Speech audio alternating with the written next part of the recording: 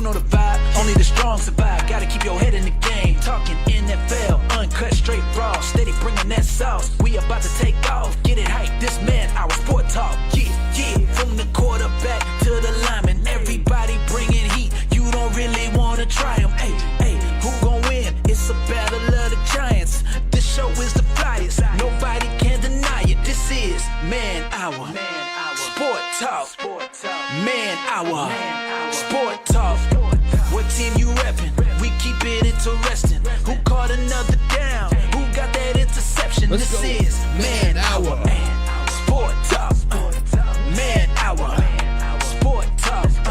What team you reppin'? We keep it interesting. Who caught another down? Who got that interception? Let's go. Let's go. What is up, Man Hour Nation? Michael Blackcasher here with the Man Hour. Be sure to open manhourradio.com. Check out the merchandise page. Check out the blog section. But most importantly, if you are a Discord member, if you like to talk that shit, there's a link down in the description for the Discord below. Click on that Discord, join it, jump in there and talk whatever the smack you want to talk. It is unfiltered, it is live, it is raw, it is uncut.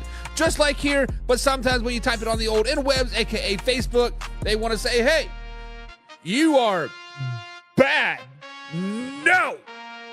Discord's like, you know what? You do what you want, man. You do what you want over there. So, guys, come on over to the old Discord link there. Have some fun. Talk some shit. Join. We last year we started it a little bit strictly to just stream some games. This year we are going to dive into it 100%. 100% it is dived in there. We have channels for every team out there. We got fantasy, we got football news, and just a generalized talk as well. So come on over there, have some fun, have some fun, have some fun. But it is Wednesday edition, August 14th. Happy birthday to Papa Buck. It is his birthday. He's like, I don't know, 87. He's an old ass man. But happy birthday to that man. And guys, we are continuing our trek through the NFC South. This is our last divisional breakdown. We only have 2 teams left. We have 2 teams left before the NFL playoff picture is fully put together. And then next week, we're going to go down through my predictions of the playoffs.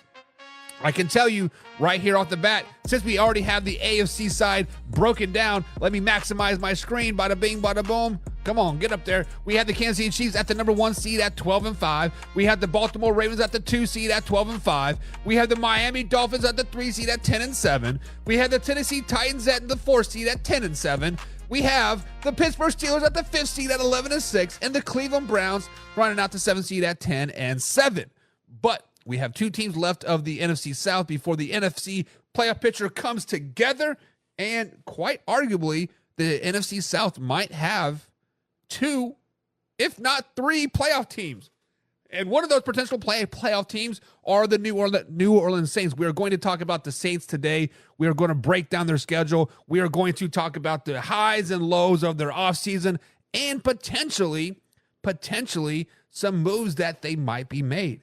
Caroline, right? Sweet Caroline is a huge Denver Broncos fan, and she was really worried about Justin Simmons finding a job this offseason. Well, he might find a job down there in the Big Easy.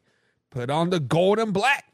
Big Easy could be coming for Justin Simmons. But guys, it is Wednesday here, and on Wednesdays we do a thing called buy or sell. So we got to buy it or we got to sell it.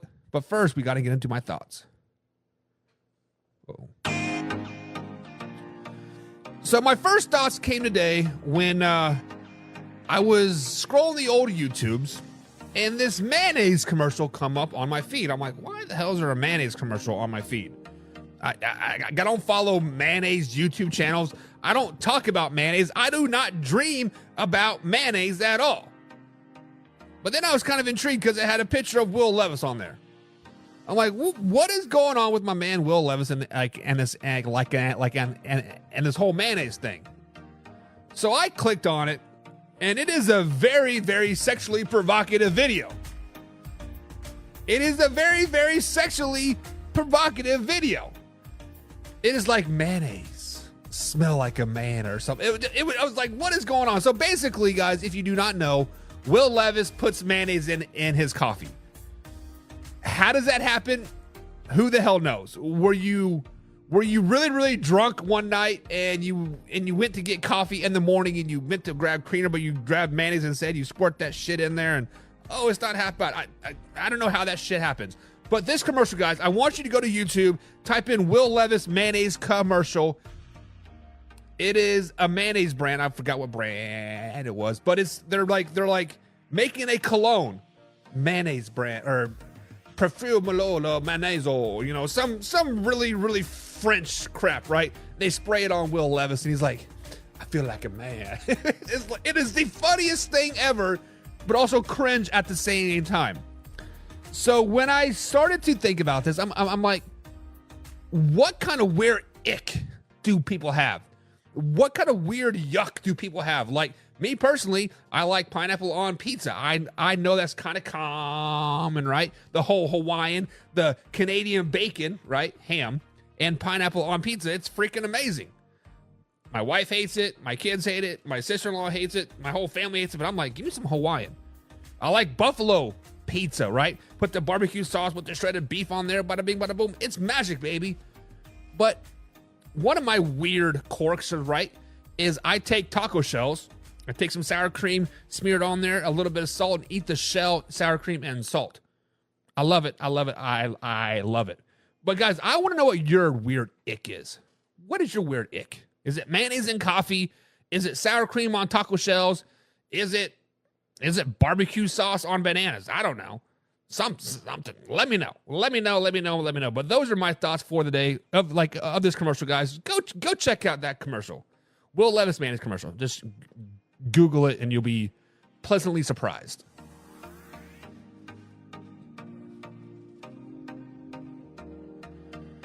All right, guys, so those are my thoughts on the day. Let me know what your guys' thoughts are as well of the whole mayonnaise situation going on there. Before we get into the buy or sell trade of this portion of the Wednesday edition here show, we're doing free agency buy or sell that. But we got to welcome some people into the chat. Become a Pigskin Pundit like my man John here. John is a Pigskin Pundit. He gets free merch every quarter. He gets access to any NFL game that he wants. John lives in Michigan, and he's like, hey, Buck, I want to watch the Raiders game. I don't get the Raiders game because they're never on national TV. Can you air that for me? Absolutely, John. Absolutely, man. Anything you want because you are a Pigskin Pundit. You are my boy, Blue. But he says, NFC North, JJ is out for season-ending surgery. So we talked to this a little bit about yesterday, right? We talked a little bit about JJ McCarthy's injury yesterday, right? At first, I thought, 6 to 8 weeks for the meniscus care, yada, yada, yada, come back by week 5, week 6, you'll be good to go by week 12, week 13 when I projected you to play anyways. But now they're saying he's going to be out for the whole entire year. Now they're saying, hey, JJ McCarthy, see you later, alligator. So we talked about this a little bit yesterday, and this is perfect transition into our first buy or sell of the day.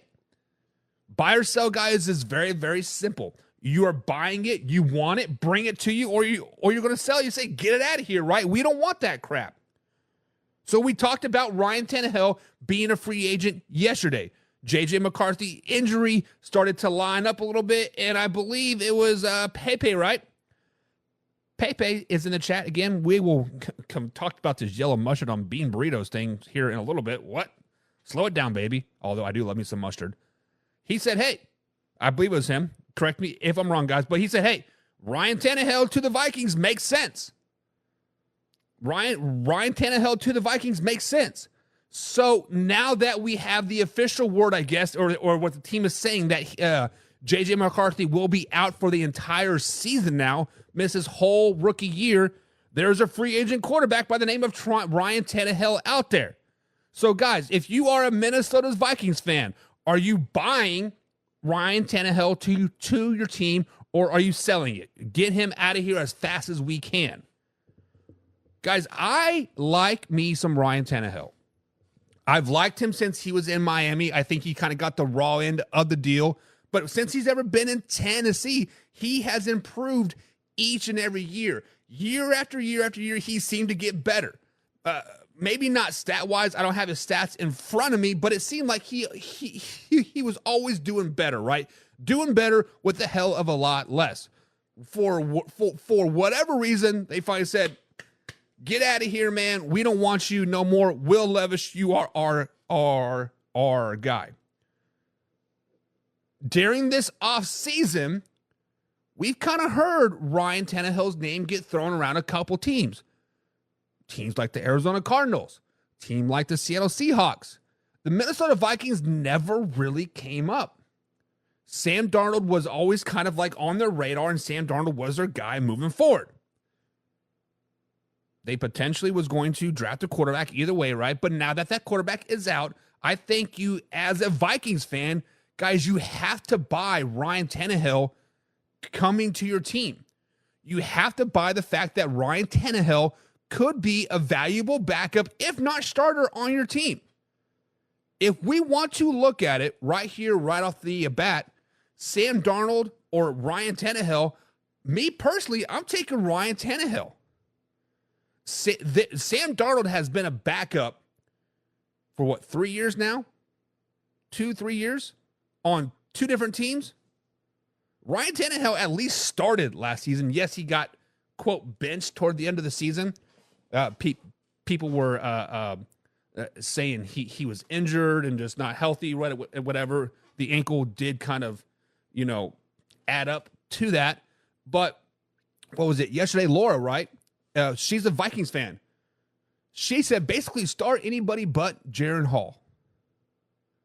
Jaron Hall. So when you look at the Minnesota Vikings depth chart right now, starting quarterback Sam Darnold, backup Nick Mullins.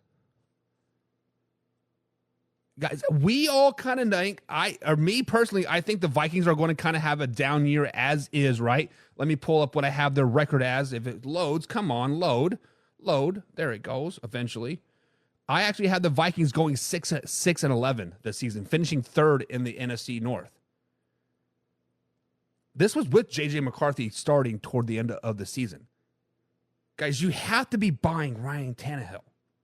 Vikings fans, get on this train. Get it going. Get it trending on Twitter. Get it something. Ryan Tannehill needs to come to your team. Do you understand that? You need Ryan Tannehill. Get Sam Darnold out. Ryan Tannehill will lead you to the playoffs. I'm telling you. John's like, no. John says, no, baby. Sell Ryan Tannehill. Get him far, far away from the Minnesota Vikings. John, I think you might have a little bias in this. You as a Detroit Lions fan, that is your second team, right? Because you are a Raiders fan and then a Lions fan. You don't want Ryan Tannehill with the Minnesota Vikings because they might beat your Detroit Lions. I can see why that you would say sell there, right? But take your fandom out of it. Focus on the Minnesota Vikings. Ryan Tannehill with the Vikings looks dangerous. They still got Addison on the roster for a couple more months until he pleads guilty on the 2 DUI charges, right? You have JJ. You have Aaron Jones. The guys, the Vikings kind of secretly have a pretty good roster. I have them going 6 wins because they got a tough schedule. But you had a nice deep arm like Ryan Tannehill. Ooh, slow it down, baby. Just like John says, he does throw a decent deep ball. He does. Throws a better deep ball than old Sam Darnold, I think. These next few days are going to be very, very interesting in the free agent quarterback market. Let's say the Minnesota Vikings do not make a play for Ryan Tannehill. Let's say, you know what? We're good. Colin Kaepernick wants to play. Good old 37-year-old Colin Kaepernick thinks he can come on to a NFL team and lead them to the playoffs. Let's say he's good with them too. Nah. We don't need no Colin Kaepernick. Nah, we're good. Do the Minnesota Vikings start making a call to Dallas? Hey, what's the status with Trey Lance and Cooper Rush? Hey, what about Dak Prescott? I don't know. Do the Vikings fans just pump the brakes? Vikings fans, let me hear you. Let me hear you. James Frank's in the chat. What's up, James? He says, absolutely Sam Darnold is trash. Ryan Tannehill all day. That should be easy. If it was so easy, James, why didn't the Vikings consider picking up Ryan Tannehill in the offseason when he was first initially released by the Titans? When he was first initially released by the Titans, why didn't the Vikings come out and get him, scoop him up for $2 million, $3 million? Was it because that they had plans to draft a quarterback and they knew his history with rookie quarterbacks in Tennessee? Could that be it?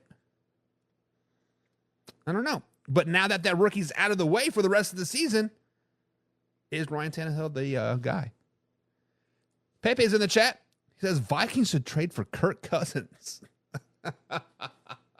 Wouldn't that be some shit? Wouldn't that be some shit? Kirk Cousins is probably going to be a backup quarterback in Atlanta at some point this season. I predict by the bye week, Michael Penix Jr. will be in there replacing Kirk Cousins. Wouldn't that be some shit? Wouldn't that be some shit? Art Euro Gomez is in the chat. Man, I'm terrible with names. Art. So he says Ryan Tannehill is trash. He is considered a third stringer. Why is he trash? Why do you guys think Ryan Tannehill is trash? Yes, last season he did only throw for 1,600 yards in 8 games. He was 3-5 in those 8 games. But let's just be flat out honest. The Tennessee Titans were nothing really to brag about last season. But previously, before that, he played 12 games, threw for 2,500 yards. His last complete season was 2021. He threw for 3,700 yards, 3,800 yards, 3,000 yards. Really, health has been the issue for Ryan Tannehill the last couple seasons, right? Is he healthy? That's the big question. Can he be healthy? But there are trash quarterbacks out there, a.k.a. Lamar Jackson. But I think if you do put Ryan Tannehill on the Minnesota Vikings, he has more production, more wins than Sam Darnold.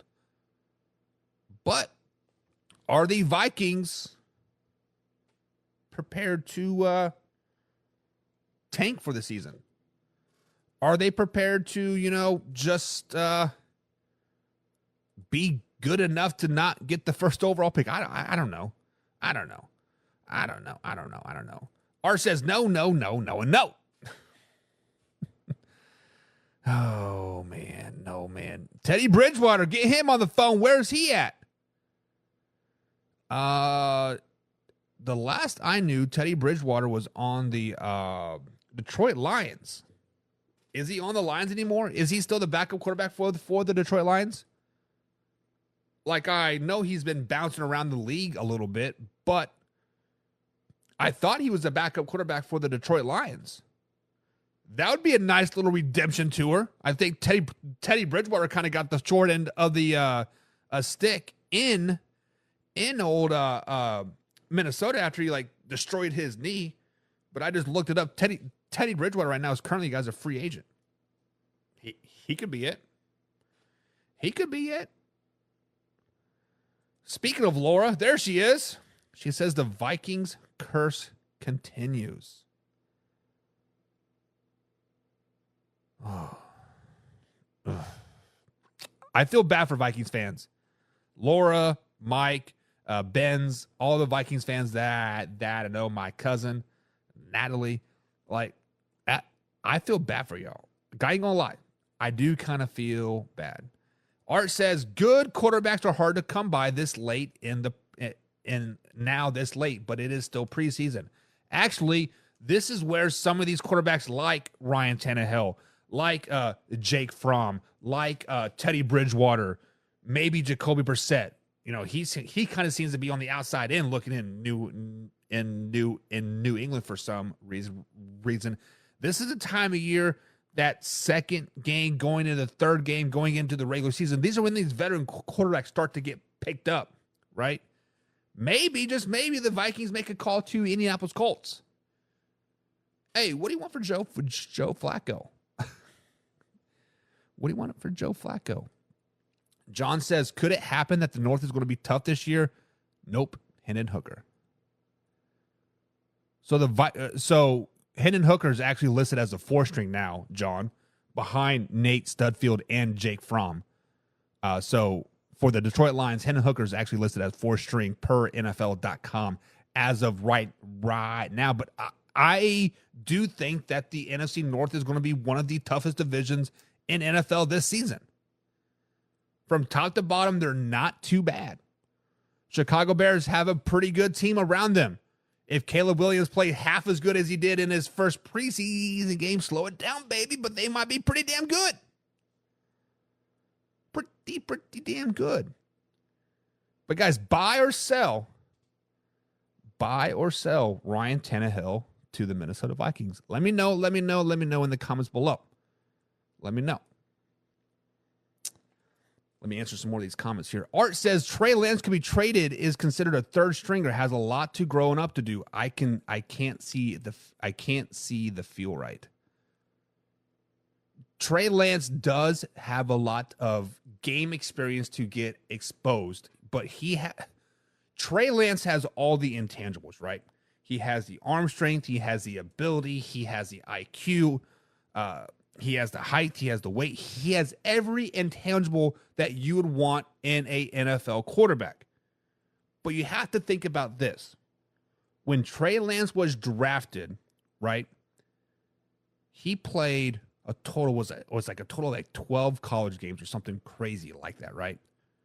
The year he got drafted, they played 1 game because it was COVID year. He played Division II, right? It was North Dakota State versus South Dakota State. They just played that game just because they wanted to, right?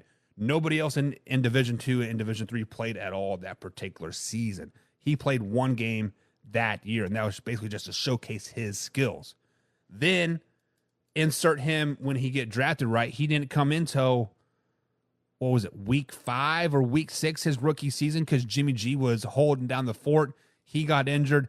Insert Trey Lance. He got injured.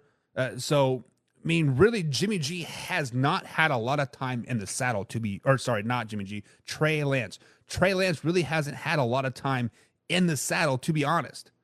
You give him the opportunity to really grow within your team, he could potentially be a top 15 to 10 quarterback. I'm not saying he's going to be a best quarterback ever, but he's certainly not going to be the worst. He's a good 3 to 4 year stopgap fill guy, which that's kind of what the Vikings need right now. If you just give him a chance.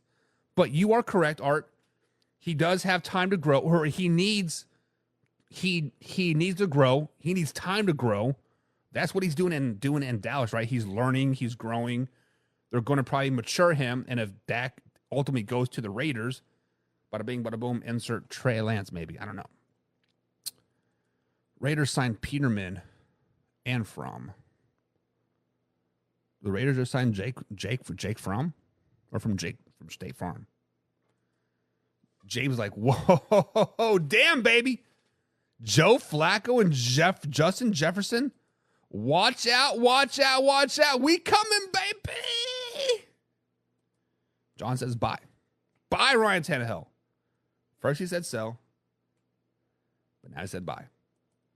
Laura says sell. I don't want him. No on him. Sell. We don't want Ryan Tannehill. Art said he holds the boat for too long. He panics when the receivers are not open. For Trey Lance, yes, 100% correct. 100% correct. Next up on this buy or sell free agent Wednesday. Every Wednesday, guys, here on Man Hour, we do buy or sell moving forward. We're doing free agents. Free agents that we didn't know were free agents, right? First up was Ryan Tannehill. Now, Michael Thomas. Yes, that Michael Thomas that's exploded in 2019 is set to break the catch record, to break the yards record, right? He had a phenomenal 2019 season. Since then, he has not played a whole lot. I think he's played maybe a total of 16 games since 2019. 5 years ago, he's been injured with the hamstring, with the ankle, with the beating up his teammates, yada, yada, yada. Long story short, he is now a free agent. Nobody has really even kind of really sought after Michael Thomas. Now, we've been hearing about CeeDee Lamb potentially trade to the Kansas City Chiefs. I saw on a Green Bay Packers show that, hey, we'll give you Watson and two round picks for CeeDee, right? So CeeDee is a particular hot topic. We've seen Brandon Ayuk, basically the line in the sand has been drawn. Steelers, or it's time for him to shit or get off the pot time. If he doesn't get off the pot, he's going to Pittsburgh. But there are receiving corps out there that are terrible that could use the services of Michael Thomas. New England Patriots, one of the worst receiving corps in the NFL. Carolina Panthers, one of the worst receiving corps in the NFL. This was before they got Deontay Johnson, but as of right now, I still think they're pretty bad. The Denver Broncos, one of the worst receiving corps in the NFL. Chargers and the Bills, two of the most unknown receiver corps in the NFL. So, guys, buy or sell, does Michael Thomas end up on an NFL roster come week 1? I'm not narrowing it down to a team. I'm just saying on a roster in general. On a roster in general, does Michael Thomas end up? Guys, Michael Thomas is a very, very good receiver. When he is in there and he plays 16, 17 games, he's getting you 14, 15, 1,600 yards. He's getting those 149 catches. He is balling out. But he is getting older. He might be losing a little step. We haven't seen him on the field for so long. We don't know how much of a step he actually has lost. But he comes with a lot of baggage. He comes with a big ego. Comes with potentially a big price tag. So there's a reason why teams like the Chiefs and the Detroit Lions and the Green Bay Packers and the Seattle Seahawks have all passed on Michael Thomas. They don't want to pay him $6-8 million for a big ego for a has-been receiver. Now, I'm not saying he is a has-been, but we haven't seen him on the field for so long. We don't know what he has. So buy or sell. Does a team like the Patriots, like the Broncos, like the Carolina Panthers take a flyer on Michael Thomas? Gun to my head, week 1, I do say he ends up on a roster somehow, somewhere. The Patriots are looking for a receiver.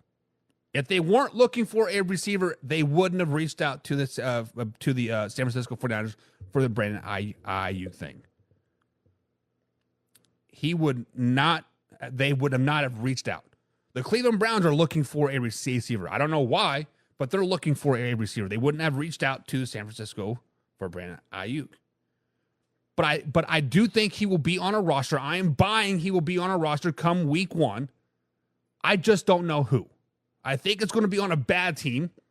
Patriots, Panthers, Broncos, Chargers, potentially Arizona. They're going to be on a not particularly good team, but he will end up on a team. He will end up on a bad team, but he will end up on a team. So what do you guys think? Buy or sell, does Michael Thomas end up on a team come NFL week 1? Week 1. John says, send him to Kansas City. They collect bums. We collect bums and still win the championship, baby. So, hey, send us all the bums you want, John. I'm down for it. I'm down for it. Kevin. What's up, Kevin? He says Trey Lance, the Dallas future quarterback. LOL. Dak will be gone by trade deadline. I don't think so. Ryan's in the chat. What's up, Ryan? He said Chiefs didn't pay Hill. Most likely they won't play Brandon Ayuk. Brandon Ayuk isn't going to the Kansas City Chiefs. They kind of explored that a little bit, but Brandon Ayuk would not go to the Kansas City Chiefs. The Chiefs would pay somebody like Michael Thomas if he could check his ego. $6 million. And it's not that the Kansas City Chiefs did not want to pay Tyreek Hill. I think, if I remember correctly, the Kansas City Chiefs offered them like 27.5, and like he's like, no, I want 30, and then the next thing you know, boom, he's traded to Miami and getting paid like $30 million. It's just it was crazy. But James says, nah, sell. Sell. Michael Thomas will not end up on a team until mid-season. So once the season starts to take an effect, says James, when a receiver goes down, it's going to happen at some point in the season. A star receiver is going to go down, or a second or third guy is going to go down. It happens every year. We don't jinx it, but it just happens. But he thinks he will end up on a team called mid-season. So he's kind of hedging the bet a little bit, right? Probably the correct answer, but definitely hedging the bet. Raiders must love to turn the ball over to sign two of them. Oh, Dak. Lord thinks the same thing. Mid-season, he'll end up somewhere. Mid-season. Pepe says sell on Thomas to the Chiefs. Would rather have Hunter Renfrow. Pepe, you a Chiefs fan too? Let's go, Chiefs Kingdom, baby, rise up. Let's go. But he says sell. No. Kevin says Michael Thomas is a great player for 3 games. Exactly. Since 2019, he has played 15 games. In 5 NFL seasons, he has not played 1 full season. James Frank is a Cleveland Browns. He's like, we don't want Michael Thomas. Sell that. Get out of here. And James says the only bum on the Kansas City Chiefs is Tooney. Tooney's not terrible. He has an attitude adjustment, but he's not terrible. But the Chiefs do have a few bums on their roster. Cornell Powell, Montrell Washington, Xavier Worthy. Did I say that? No, I'm just joking. But no, the Chiefs are pretty bumless. Let's just be honest. Kevin says there's chatter about CD maybe going to Buffalo. I call bullshit, but I love it.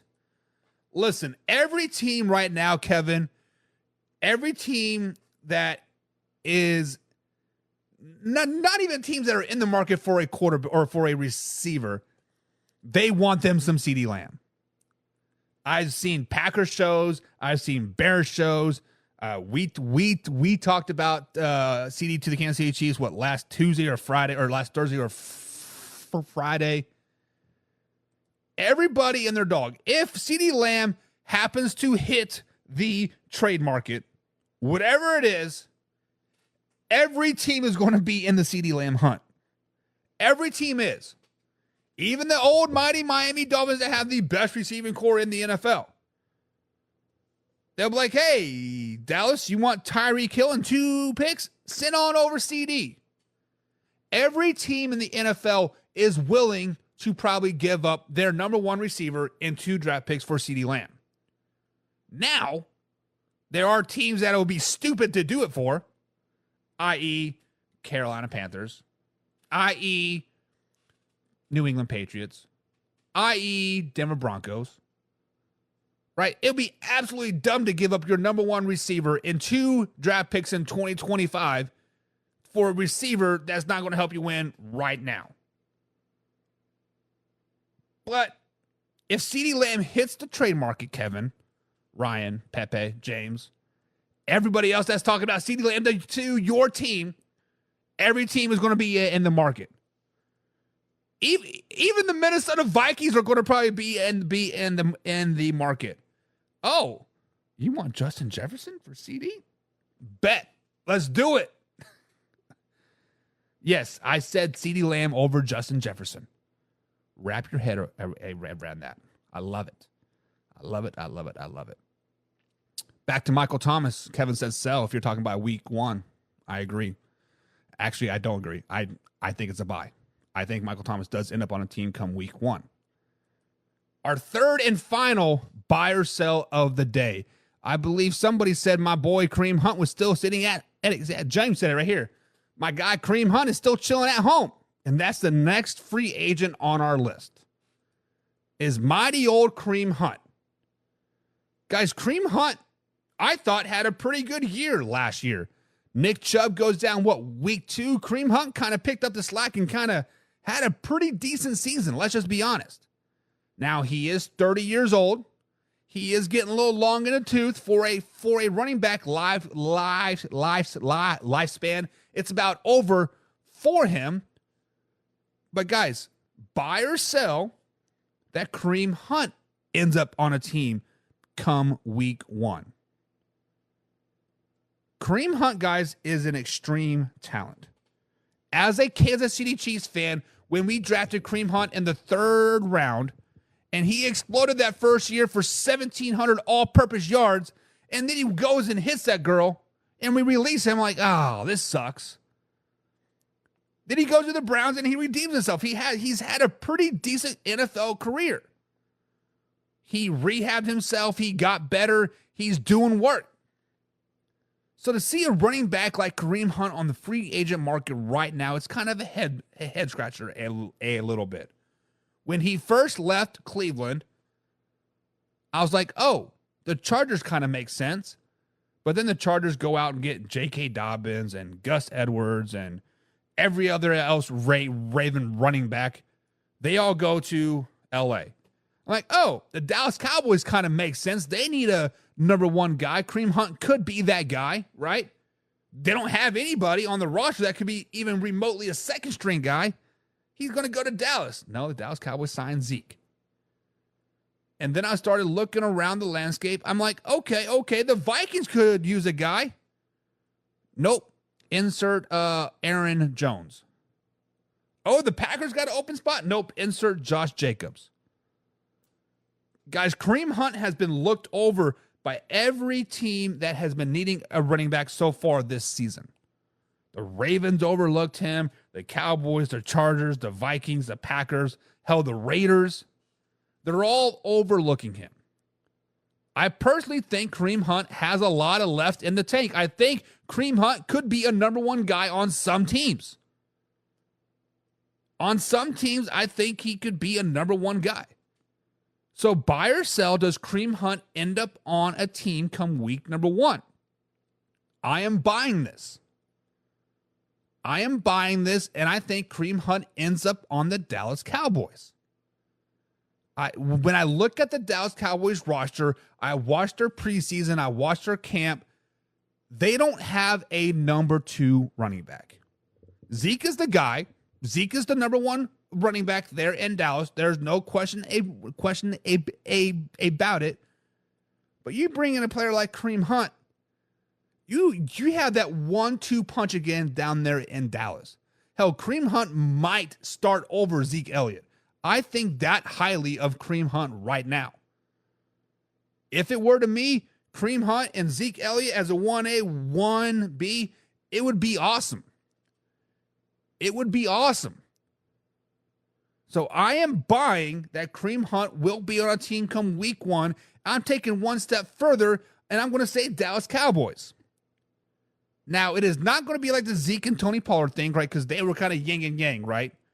Zeke and Kareem Hunt kind of both run in the same style. They both run a lot of north and south. Very one step and get up the field, right? Maybe 2 steps top, but we're getting up the field, right?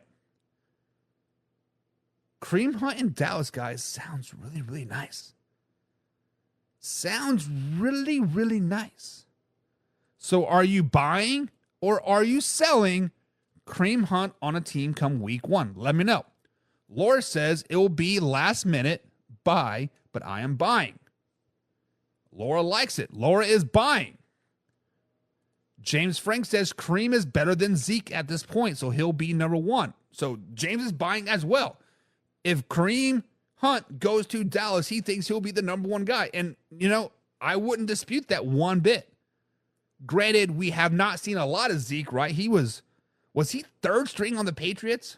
But behind Stevenson and forget the other guy's name, but I feel like Zeke was 3rd string, so we don't even know what Zeke has left in the tank. Really, the only thing we've seen of Zeke so far this summer was getting nailed in the nuts by the little thumble thingy, whatever those things are called. James is buying. Laura is buying. But Kevin is selling it. Kevin says, I like Kareem Hunt. I like him, but he is still a running back. Sell, sell, sell. And Kevin, you are low-key kind of spot on, right? Running backs were a dime a dozen in the NFL. The running backs have historically been a dime a dozen. Plug and place, right? Use them, abuse them on their rookie contracts, and then get them out of town. But this last season, guys, kind of really, I think, reshaped the running back value a little bit, right? When you are paying Saquon Barkley $20 million, when you're paying Aaron Jones the $15 million, right? The 15, 16, $20 million ranges, you are going to use and abuse those running backs yet again, right? You want, like, for Saquon was making $22 million. If I'm paying you $22 million, you are touching the ball at least 30 times a game. You are going to run downhill and you are going to get beat up a lot. You're going to earn that money. Earn those dollar bills, yo. But Kevin, let me contradict everything that I just said, and you are right. A running back is still a running back.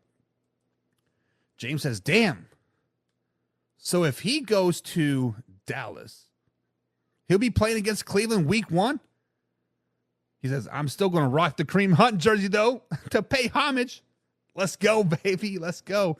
Pepe says, would love Kareem Hunt back in Kansas City, but it ain't going to happen. But he is going to buy. He is buying. Kareem Hunt will be on a roster. Guys, the Kansas City Chiefs running back room is pretty loaded. They still got Isaiah Pacheco. They got Clyde Edwards-Helaire, right? They released Jarrett McKinnon. They got Prince still, and Ingram. They have a pretty deep running back room. It would be nice to have Kareem Hunt. I actually would take Kareem Hunt over Clyde Edwards-Helaire right now. Clyde Edwards-Helaire has kind of been a bust. Pepe says Kareem got released by the Chiefs for lying about the incident. Okay.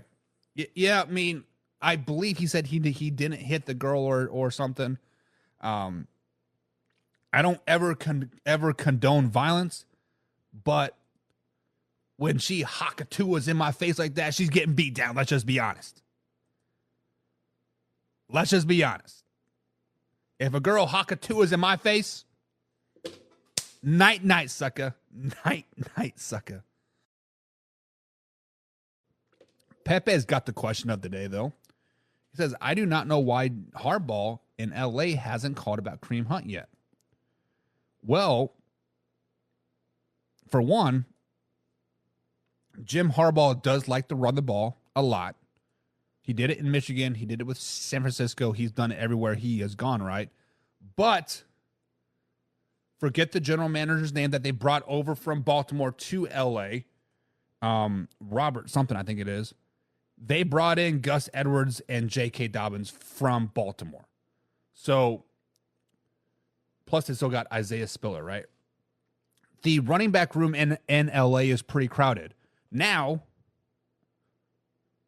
J.K. Dobbins, Gus Edwards has not had a healthy season in 3 or 4 years, right? Kareem Hunt could be on the call list. Could be on the call list. It's still time. It's still time. They can figure it out, right? But buy or sell, guys. Kareem Hunt come week 1. I am buying. But it is time to talk about the New Orleans Saints. The New Orleans Saints, guys, are a team that has kind of been flying under the radar the last couple seasons. Ever since Sean Payton and Drew Brees have left the Big Izzy onto greener pastures, gone to their respective homes and living life, the Saints have been kind of sputtering around the NFL a little bit. Last year, they did finish 9-8. They almost snuck into the playoffs. They had to have the Tampa Bay Buccaneers lose the final game of the season. Didn't quite work. The Saints did their part. They did what they could. They did finish 9-8. This season, they are looking up. They are looking up, but head coach Dennis Allen is not happy about the competition that is being held within practice, right? Dennis Allen right now, guys, for the New Orleans Saints is bringing in a new regime. He is yelling at players. He is calling people out for fumbling, for not tackling, for throwing interceptions. He's holding players accountable. He wants them to step up. Right now, there is nobody stepping up on the New Orleans Saints defensive side of the ball for that safety battle. The biggest question mark in the New Orleans Saints this offseason is a safety spot. Obviously, Derek Carr is their quarterback moving forward. Spencer Rattler is going to probably be the backup. Alvin Kamara, Jamal Williams will handle that running back room. Chris Ole and Cedric Wilson Jr. pretty much locked down that receiver room. They brought in St. Brown from the Bears as well. Offensive line is an offensive line, right? Defense looks pretty stout. But besides Tyrann Mathieu, the safety position is pretty wide open. He wants somebody to step up. Somebody like Justin Simmons. Justin Simmons was just down in New Orleans last week for a visit, left without a contract, but don't be worried, Saints fans. He just doesn't want to play preseason. He's probably going to end up a Saint. So when we look at the New Orleans Saints, guys, I think they are a very, very effective team. I think they're going to be a good team. I think they got a lot of upside in their season this year. I think they're going to win a lot of football games this year. And it starts week 1 when they play the Carolina Panthers at home, when Bryce Young and the Panthers come into the Big Easy to take on Derek Carr and the Saints. That is the first win of the season. Everything kind of looks a little sluggish, though. Something just isn't quite clicking in New Orleans week number 1. And it carries over to week 2 when they travel to Dallas to take on Zeke Elliott and the Dallas Cowboys. It just quite isn't clicking yet. Something just not right. Missing on offense. Picture this. They got a V8 and they're only firing on 7 cylinders. They lose to the Dallas Cowboys. A really, really good Super Bowl bound Dallas Cowboys team. Week number 3, they're back at home. They take on the Philadelphia Eagles, a bad Philadelphia Eagles team, but they win. They win week 3 versus the Philadelphia Eagles. But something just isn't right still. Something is not right in New Orleans, and we can't put our finger on it. Is it the defense? Is it Derek Carr? Is it Alvin Kamara? Is it the lack of wide receiver depth? What is it? We don't know. We don't know, and it starts to get exposed week 4 when they travel to Atlanta and they lose to the Falcons. Then it carries over to week 5 when they travel to Kansas City, Missouri to take on the Kansas City Chiefs, and they lose the second game in the row. They have now lost 3 of their first 5 games, and something just is not right. Don't know what it is. Receiver, defense, quarterback play. Something just isn't right. Week 6, things finally start to come back together, right? They battle the Buccaneers. The Buccaneers get the better of them in this week 6 game. The Tampa Bay Buccaneers have owned the Saints as of late in regular season and postseason, and they continue that trick. Week 6, and Baker Mayfield and Derek Carr have a nice head-to-head battle. They both might throw for 5 tutties. It could be one of those shootout games, but week 7 is when everything starts to come together.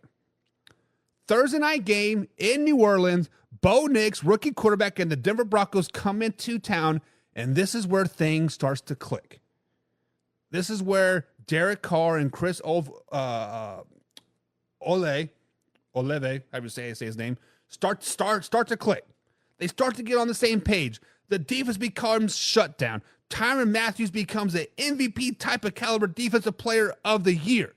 Everything starts to come together. Week 7 and beyond, guys, I don't see them losing another game for the rest of the season. Week 7, they dominate the Broncos. Week 8, they dominate the Chargers. Week 9, going to Carolina, beat the Carolina Panthers yet again. Week 10, Falcons come into town. They fly out with a broken wing. Right. Week 11, the Cleveland Browns come into town. Sorry, James, your Browns don't stand a chance. Deshaun Watson probably won't be playing. It's probably going to be Jameis at this particular time. They come in and they lose to the Saints, giving us a week 12 bye week. After starting off rough, after starting off 3 straight losses on the season, losing 4 of their first 6 games, they have now rattled off 1, 2, 3, 4, 5 wins in a row. 5 in a row. The New Orleans Saints are looking like a pretty good team right now. The hype is building around the New Orleans Saints come week 12 going into the bye week. Coming off the bye week, they continue. Rams don't stand a chance. Saints are clicking right now, and their schedule just gets easy. They play the Giants. That's another dub. They play the Washington Commanders, a good Washington Commanders team, but that's another dub. They play the Packers. They beat the Packers. Confidence is killer. They beat the Packers. Week 17, the Raiders, don't even think about that game. That game's a freaking blowout. Week 18, they blow out the Buccaneers to give me a 13-4 record on the NFL season for the New Orleans Saints. Why did I not put the games in there? Come on, Buck, you're better than that. There it is. Boom, 13-4. I have them at 13-4 this season. I think the New Orleans Saints are going to shock a lot of people this season. They have been flying under the radar the last couple seasons, 9-8, right? Barely missing the playoffs. The year before that, they were 8-9, right? Dennis Allen finally has this swagger about him. Dennis Allen and the New Orleans Saints are going to shock a lot of people. They're going to start off the season rough. Lost to the Cowboys, lost to the Falcons, the Chiefs, the Buccaneers, losing 4 out of 5. But that Thursday night game, week number 7, circle it. Denver Broncos come into town, and they do not lose another regular season game for the rest of the season. The Saints will be 13-4, guys. 13-4 this season. Let me know. Am I too high? Am I too low? Or are we just right? We'll see you tomorrow.